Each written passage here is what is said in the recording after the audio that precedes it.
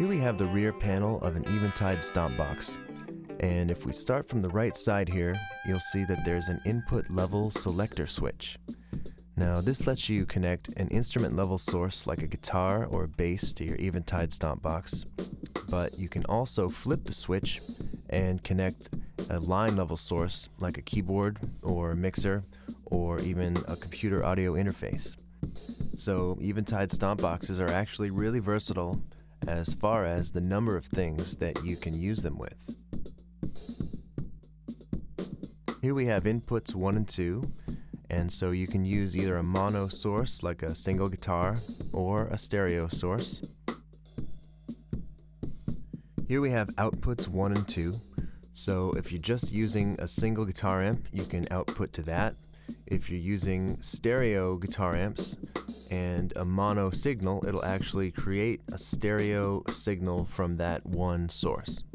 And if you haven't heard Eventide Stompboxes in stereo, you haven't heard them to their full potential. So check them out in stereo, but they also work great in mono. Next we have the output level selector switch. So just as with the input switch, you can choose between amp or line level output, which means that you can connect a variety of different things to Eventide Stompboxes, and they're right at home on stage as well as in the studio. Next we have an Aux Switch input, which lets you connect a 3-button auxiliary switch to the Stompbox, letting you control various parameters and functions of the unit. Here's an expression pedal input, which lets you hook up a standard expression pedal to control single or multiple parameters for every preset in the Stompbox. Here we have a USB port. Now this is used for a few different things. You can connect the Stompbox to a computer over USB, and the Stompbox will actually become a MIDI controller, which means that the knobs on the Stompbox can be used to control things like knobs on a soft synth or faders in your audio recording program.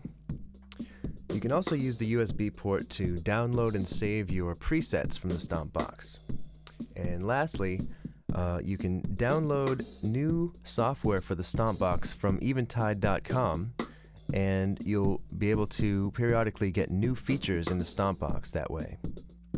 And then finally here we have the power jack. So that's the rear panel.